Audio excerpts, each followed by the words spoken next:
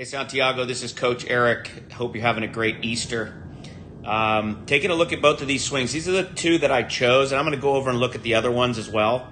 But it sounds like you're, from what you're telling me in the ball flight, you're having trouble matching up the face with the current path that the club is traveling on. So if you're having trouble with pushes out to the right and sometimes overhooking, normally that tells me that you're running out of space through impact and you're having a hard time matching up the face and the path. So let me show you what I see from two different views. So I'm going to start from the top view, and I've got you in what I call my body box, and it goes up and around your whole body through your backside, underneath your feet, and into the brim of your hat. You've got an excellent golf swing. I love your move away. Your move away is exceptional. Perfect move away here. I love the extension in your arms. The radius of your circle here is very good. Now, what I want to talk about closely is what's going on down here in your trail foot. Now, if you've seen any of my stuff, I do a lot of body track work, a lot of pressure mapping with my tour players and college players. And the pressure in the bottom of your feet is very important at certain times in the golf swing. And what I'm noticing with your foot, and I'm going to take the circle away so we can see it a little better. As you start to move away, and you actually start, and I'm not measuring it obviously, but I can actually see that this foot, this heel right here is a little bit off the ground, telling me that you have a little bit more pressure in the balls of your trail foot, which is good. That's where we like most good ball strikers to start.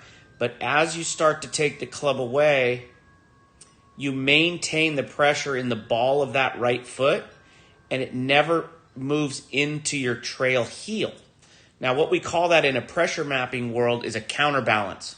And what a counterbalance is, it allows the pressure to move from the ball of the right foot to the heel of the right foot, which is where the hip is turning and going deep into.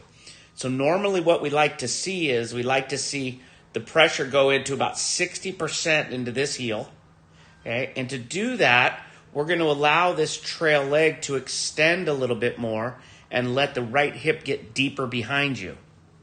Now that's going to give you more space to get the club down. So watch as we come down. What happens as a result of the counterbalance not being present is you start down beautifully, but you can start to see your pelvis here move off. Let me change colors here, buddy.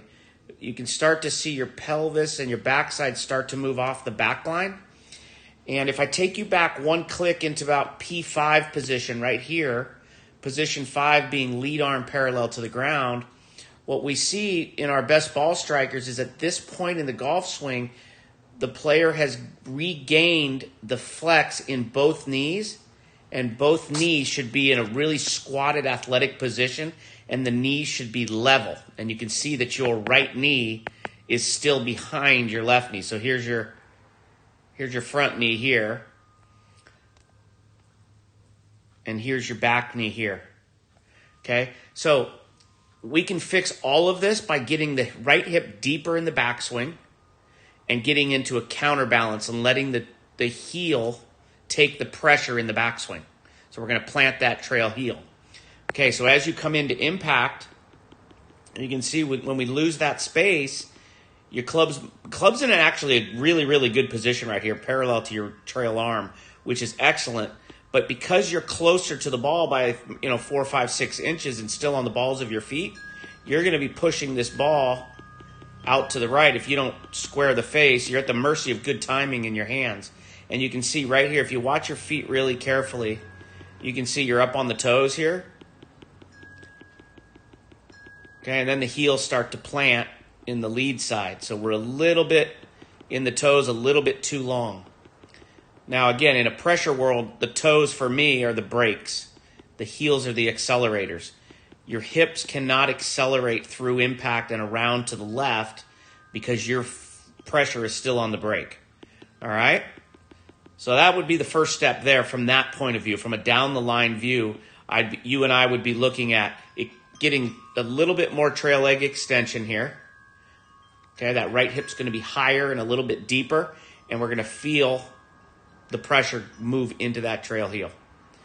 Okay, now let me show you from the face-on view down here what that same move causes. And these are two different swings, but in my experience, it's kind of a fingerprint of what's going on in your golf swing and why you're struggling.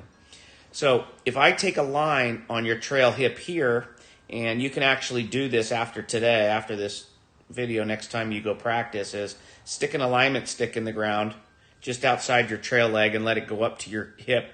And just make sure it's in the ground and out of the way of the swing, because you can hit balls with this. Now, definitely what you're presenting here is what you're presenting here is a slide off of the ball, where your center of pelvis moves a little bit more off the ball than I would prefer. Okay? You can see here. And you actually slide your trail hip past that yellow line that I put in the ground. Okay? So we want to make sure that we control the pelvis just a little bit better. And part of the reason you have that slide is because of what we discussed in your down the line view. Because the pressure's not moving into the trail heel and your trail hip isn't getting deep enough, your body tends to slide and then has to slide back. And you'll see that again. Okay? Now you're sliding the lower body out in front of the upper body. Okay? You can see your center of pelvis here, your center of sternum here, and then a little bit of a slide. And then you kind of stall the hips right here because you're up on your toes. Hips are trying to clear. You've got good right side bend and tilt, but maybe excessive and have a hard time squaring the face. And you can see here as you go through impact on both of these videos, you have an excessive flip through impact, which with better spacing, we're going to be able to get rid of. And there you go. There's the face reacting, okay, to not having enough space through impact, trying to square it up. All right, so let's keep it simple here. When you go to the driving range, okay, we're going to start with a shaft in the ground just outside your trail hip. Okay, so you would lay that shaft right here, just stick an alignment stick in the ground and maybe back in your heel. And as you turn, I want you to do what we call gapping.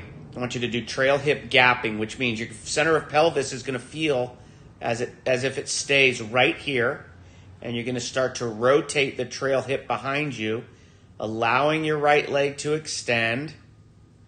And at this point in the swing, by the time you get to P3, you should have created more space between this hip and this red line. And right now you're moving excessively this way. All right, so we're gonna do a little trail hip gapping. All right? And from there, just do everything exactly the same, and let's see how that changes our spacing.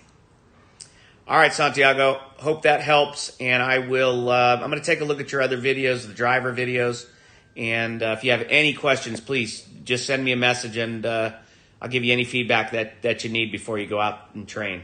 All right, buddy, take care.